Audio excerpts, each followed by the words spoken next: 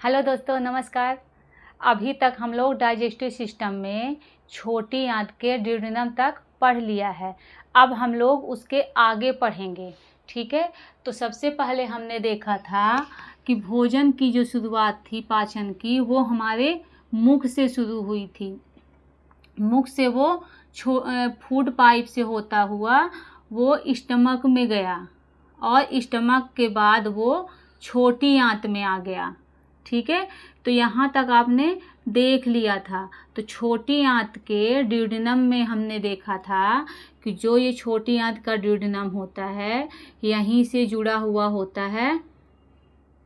कौन जुड़ा होता है? तो लीवर जुड़ा होता है।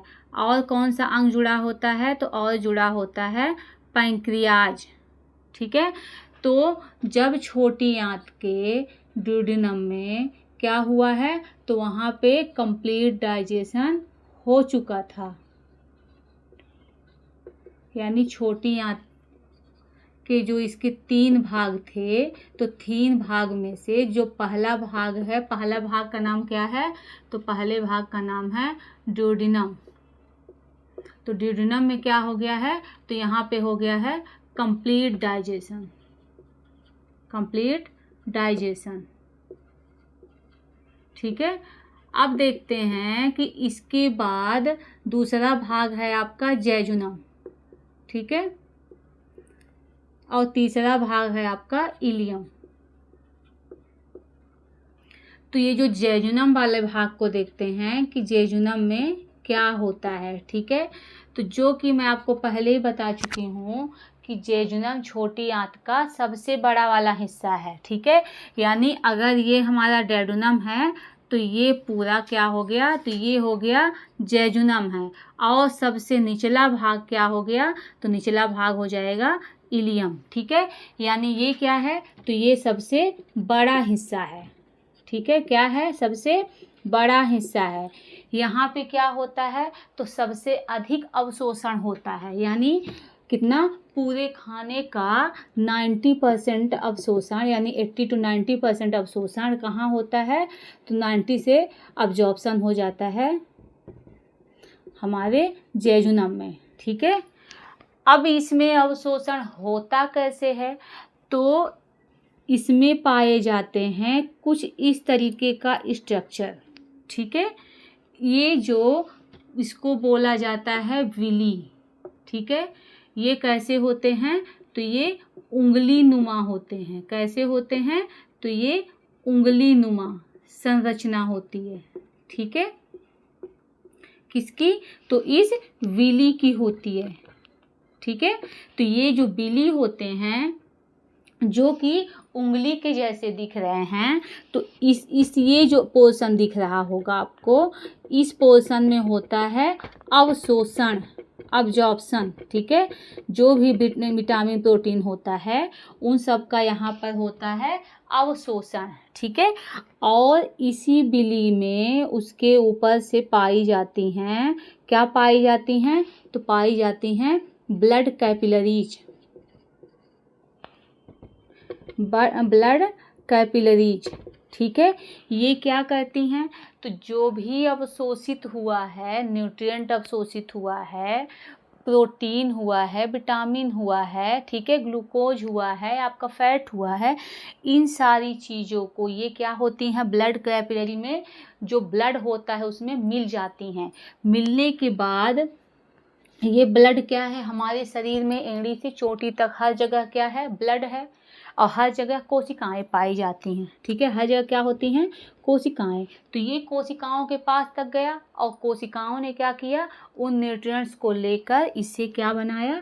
तो इससे बनाया एनर्जी। क्या बनाया? तो इससे बनाया एनर्जी, ठीक है। यानी ऊर्जा बनती है, ठीक है। क्या बनती है? ऊर्जा बनती है। तो ये हो गया जेजुनम। जेजुनम में किसका अवशोषण होगा? तो इसमें जो थे न्यूट्रिएंट्स, ठीक है, सारे न्यूट्रिएंट्स का, यानी पोषक तत्वों का, ठीक है। पोषक तत्वों में आपका ग्लूकोज हो गया, ठीक है। उसके बाद अमीनो एसिड हो गया, आपका फैट हो गया। इन सब का क्या होगा? यहाँ पर अवशोषण होगा, ठीक है। और किसका अवशोषण होगा? तो और होगा मिनरल्स का। ठीक है, किसका हो गया? मिनरल्स का। और किसका अवशोषण होगा? तो और होगा यहाँ पर विटामिन्स का। ठीक है, इन सारी चीज़ों का यहाँ पर क्या होगा? तो यहाँ पर होगा अवशोषण। यहाँ पे इनका क्या होगा? तो इसका होगा अवशोषण। ठीक है, तब आपने पढ़ा है कि इलियम में होता है अवशोषण। तो हाँ भाई, इलियम में भी होता है, लेकिन मेनली अवशोषण जेजुनम में होता है। ठीक है, इलियम में क्या होता है? देखिए, ये जो इलियम होता है, इलियम में भी बिली पाए जाते हैं। ठीक है, इसमें भी क्या होता है? तो इसमें भी बिली प्रेजेंट होता है।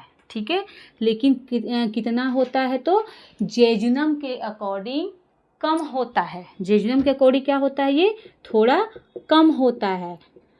ठीक है, तो जेजुनम का क्या है? ज़्यादा होता भी है। जेजुनम क्या है? बड़ा हिस्सा है। जब बड़ा हिस्सा है तो वहाँ बिली भी ज़्यादा होंगी। इलियम क्या है? छोटा हिस्सा है, तो यहाँ पर बिली भी क्या होगा? कम होगा। ठीक है, तो यहाँ पर भी अब्जॉर्प्शन होता है। ठीक है, तो यहाँ पे अब्जॉर्प्शन किसका किसका होगा? तो यहाँ पे अब्जॉर्प्शन होगा B12 का। ठीक है, और किसका होगा? तो और होगा बाइल सॉल्ट का। किसका होगा? और होगा आपके बाइल सॉल्ट का। ठीक है, इसका हो गया यहाँ पर अवशोषण।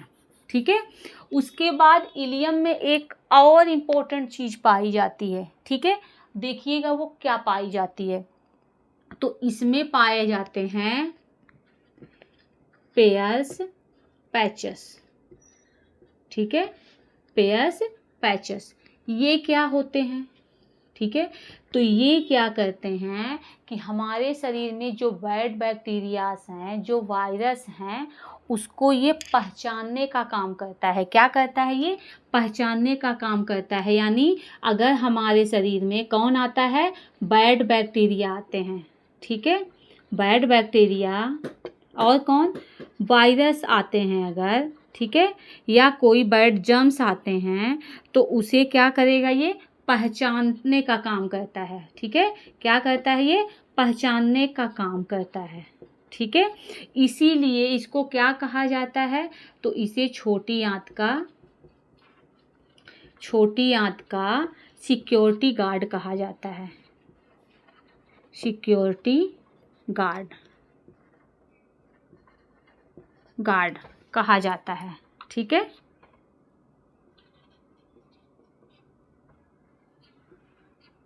तो ये काम किसका है? तो ये काम है पेयर्स पैचेस का। अब ये पहचानने के बाद क्या करेगा? तो ये हमारे शरीर में एंटीबॉडी बनवाएगा। क्या करेगा? तो ये एंटीबॉडी। भाई जब पता होंगे कि कौन से बैड बैक्टीरियाज हैं, कौन से वायरस है, कौन हमको नुकसान पहुंचा सकता है, तभी तो एंटीबॉडी बनेगी। तो इसने क्या किया?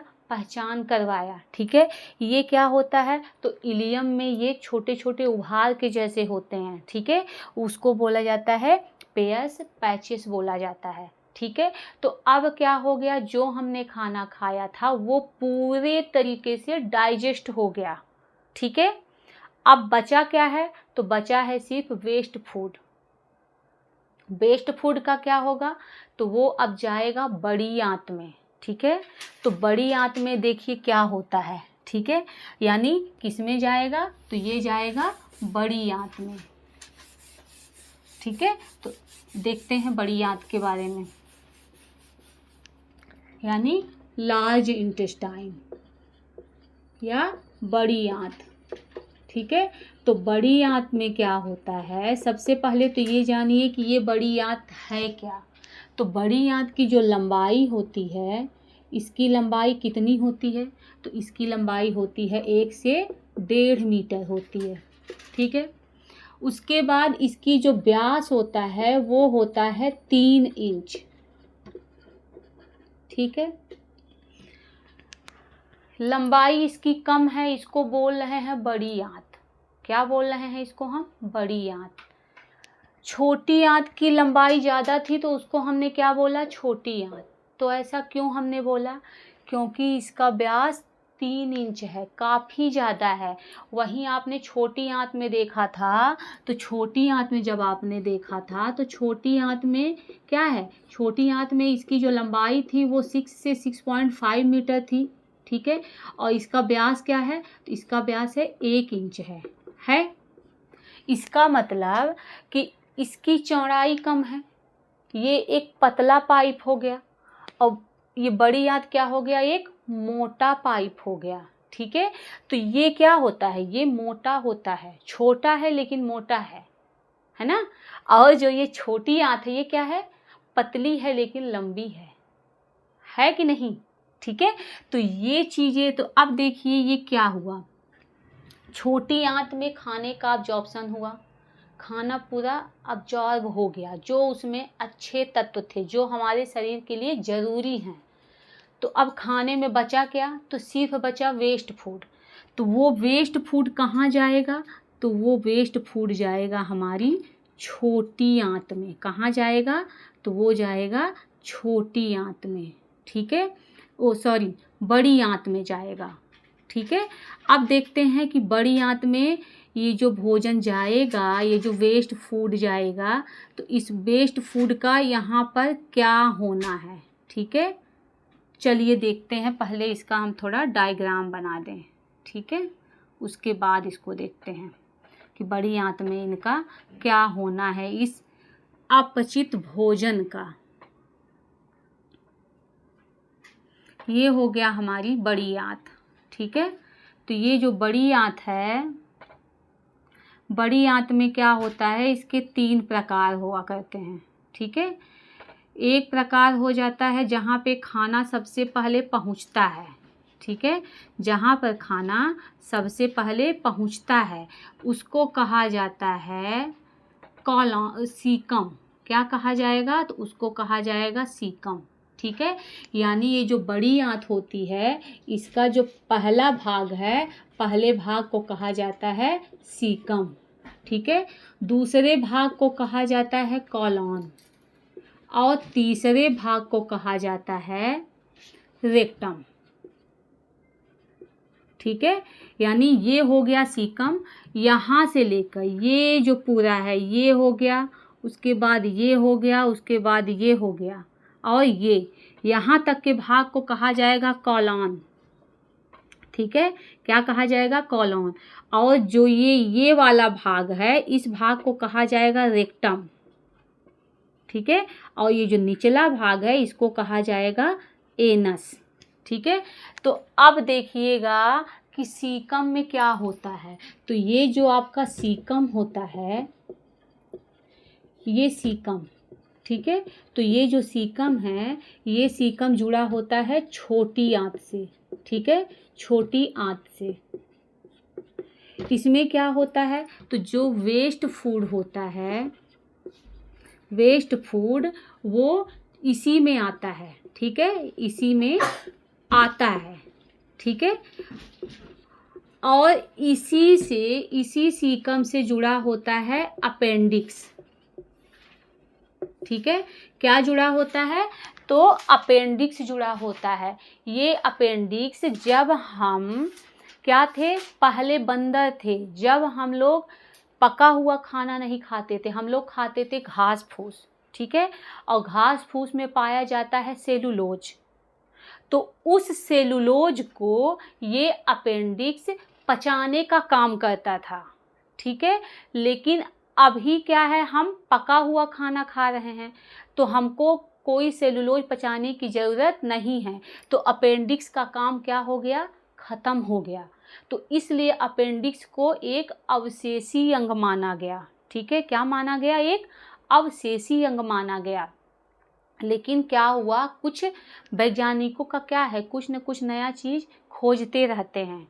तो उन्होंने जब अपेंडिक्स को खोजा और उसके बारे में सर्च किया, तब उन्हें पता चला कि ये जो अपेंडिक्स होता है ये अभी भी थोड़ा मोड़ा काम करता है, ठीक है।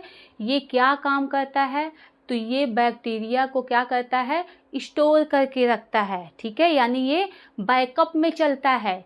बड़ी आंत में बहुत सारी बैक्टीरियाज पाई जाती हैं, लेकिन कभी अगर दस्त है या दवाइयों का इन्फेक्शन हो गया, वो गुड बैक्टीरिया मर गए, तो ये अपेंडिक्स के पास जो गुड बैक्टीरिया क्या रहते हैं, स्टोर रहते हैं बैकअप के रूप में, ये फिर से बड़ी आंत में आ जाते हैं और वहाँ पे पूरी अपनी कॉलोनी बना लेते हैं। और दूसरा काम क्या करता है, इसमें पाए जाते हैं लिम्फोइड टिश्यू जो इम्यूनिटी बनाने का काम करते हैं। और जो छोटे बच्चे होते हैं उसमें ये काफ़ी ज़्यादा काम करता है। ठीक है, तो ये हो गया आपका अपेंडिक्स का। तो इसीलिए वैज्ञानिकों ने इसको कहा कि ये अंग इतना ज़रूरी नहीं है। ठीक है, ज़रूरी नहीं है लेकिन ये बेकार भी नहीं है। ठीक है, ये क्या है, ज़रूरी नहीं है लेकिन बेकार भी नहीं है वाला इसको अंग कहा गया है। ठीक है, कभी कभी क्या होता है, इस अपेंडिक्स में सूजन आ जाती है, ब्लॉकेज की वजह से इसमें सूजन आ जाती है, उससे हमारे पेट के दाएं साइड काफ़ी ज़्यादा दर्द होने लगता है। और जब डॉक्टर के पास जाते हैं तो डॉक्टर इसे ऑपरेशन करके निकाल देता है। ठीक है, और ऑपरेशन करके निकालने पर इसमें कोई दिक्कत नहीं होती, 100% शरीर में कोई फ़र्क नहीं पड़ता। ठीक है, इसलिए इसको बोलते हैं कि ज़रूरी नहीं है। ठीक है, इसको क्या बोलते हैं कि ये ज़रूरी नहीं है। लेकिन यही अपेंडिक्स अगर कभी फट जाता है, भाई दर्द कर रहा है, हमने टाइम पे इलाज नहीं करवाया तो ये क्या होगा, फट जाएगा।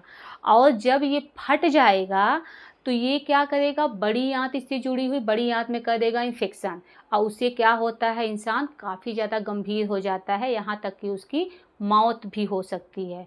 ठीक है, तो ये काम हो गया किसका, अपेंडिक्स का। ये क्या है, एक अवशेषी है। क्या है, एक अवशेषी अंग है। लेकिन अब नए के अनुसार, ठीक है, नए शोध के अनुसार क्या हो गया है, तो नए शोध के अनुसार ये ज़रूरी नहीं, ठीक है, यानी इतना ज़रूरी भी ये नहीं है लेकिन बेकार भी नहीं है। ठीक है, लेकिन बेकार भी नहीं, ठीक है, वाला इसको अंग कहा गया है। ठीक है, अंग कहा गया है। ठीक है, यानी ये क्या करता है, तो ये काम करता है गुड बैक्टीरिया का, क्या करता है, गुड बैक्टीरिया को क्या कर सकता है, बैकअप स्टोरेज का काम करता है। ठीक है, और क्या काम करता है, दूसरा काम ये करता है, तो दूसरा काम ये बच्चों में इम्यूनिटी बढ़ाता है, बच्चों में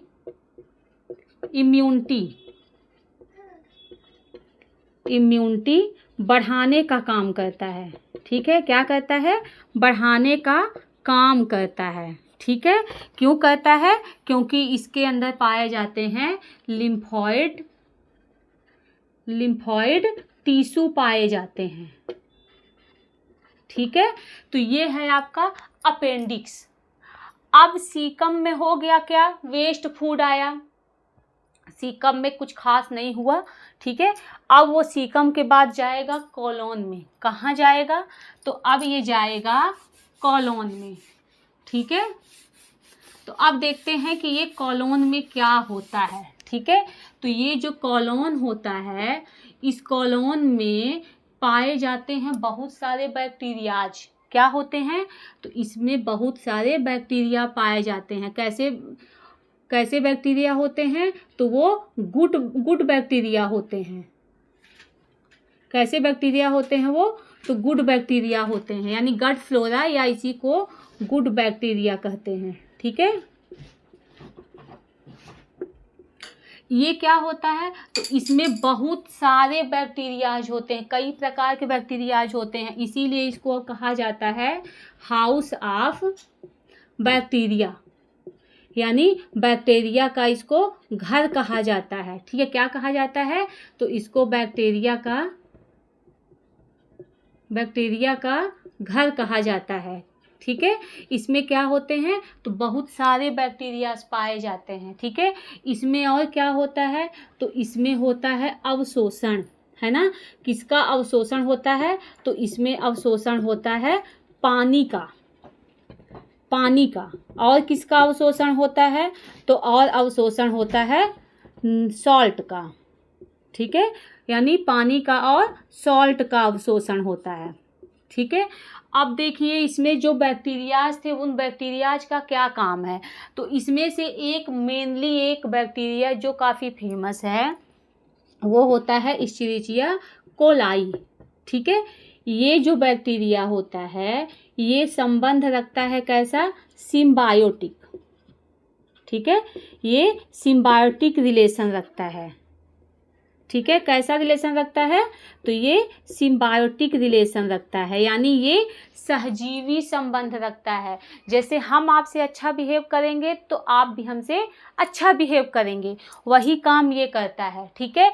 तो ये क्या रहता है? ये हमारी आंत में पाया जाता है। आंत क्या है? इसका घर है। उसके बाद ये खाता क्या है? तो जो वेस्ट फूड था, क्या था? वेस्ट फूड, इसको क्या किया? ये इसका भोजन है। क्या है ये? तो ये इसका भोजन है। किसका भोजन है? ये तो इश्चेरिचिया कोलाई का भोजन है। इसने क्या किया? इसको खाया। खा के किस में बदल दिया? तो इसको बदल दिया फेसेस में, या स्टूल, या इसी को मल बोलते हैं, ठीक है। यानी इसको किस में बदल दिया? तो इसको मल में बदल दिया। बैक्टीरिया का काम होता है क्या? फर्मेंटेशन का। तो इसने क्या किया? वेस्ट फूड को पूरा फर्मेंटेशन कर दिया, उसको बदल दिया किस में? मल में बदल दिया। किसने बदला? तो इश्चेरिचिया कोलाई ने बदला, ठीक है। और इसको बदलने पर इसको क्या मिला? तो इसको मिल गया खाना, इसको रहने का घर। तो ये बदले में हमें क्या देगा? तो ये बदले में हमें भी देगा कुछ, ठीक है। तो ये बदले में हमें देगा विटामिन B12 देगा, और क्या देगा? तो और विटामिन K देगा। कौन देगा? तो ये इश्चेरिचिया कोलाई देगा, ठीक। अब जो खाना था वो कॉलोन में गया, वेस्ट फूड, वो बदल गया मल में, उसमें हो गया पानी का अवशोषण। किसका अवशोषण हो गया? तो पानी का, सॉल्ट का। अब क्या हो गया? वो जो मल है वो गाढ़ा हो गया, ठीक है। और गाढ़ा होने के बाद वो कॉलोन जो होता है, ये कॉलोन क्या होते हैं? तो ये 4 प्रकार के होते हैं। यानी इन चारों से होता हुआ वो मल इस कॉलोन में क्या करेगा? ये जो 4 प्रकार के हैं, यानी ये पहले जाएगा असेंडिंग कॉलोन में, ठीक है। किस में जाएगा? असेंडिंग कॉलोन में जाएगा। उसके बाद वो जाएगा ट्रांसवर्स कॉलोन में, ठीक है, ट्रांसवर्स कॉलोन में जाएगा। ट्रांसवर्स कॉलोन के बाद वो जाएगा डिसेंडिंग कॉलोन में, और डिसेंडिंग कॉलोन के बाद वो जाएगा सिग्मॉइड कॉलोन में। किस में जाएगा? तो वो जाएगा सिग्मॉइड कॉलोन में, ठीक है। और इन ये जो मल है वो कॉलोन सारे वहाँ कहीं अब्जॉर्प्शन होना है तो कहीं पे उसको मल में बदला गया, इस तरीके से वो सिग्मॉइड में पहुँचेगा। और सिग्मॉइड के बाद वो जाएगा किस में जाएगा? तो वो जाएगा रेक्टम में। किस में जाएगा? तो वो जाएगा रेक्टम में। रेक्टम में क्या होगा? जो मल है वो मल यहाँ पे स्टोर हो जाएगा, ठीक है। और ज़रूरत पड़ने पे जब ये भर जाएगा तो ये एनस के द्वारा, यानी गुदा द्वार के द्वारा टाइम पर ये क्या हो जाएगा? तो ये रिमूव हो जाएगा, ठीक है।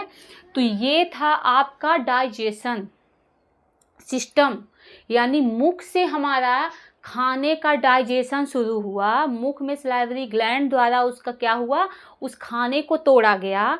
उसके बाद फूड पाइप से होता हुआ वो स्टमक में गया। स्टमक में गैस्ट्रिक जूस ने उसका पाचन किया।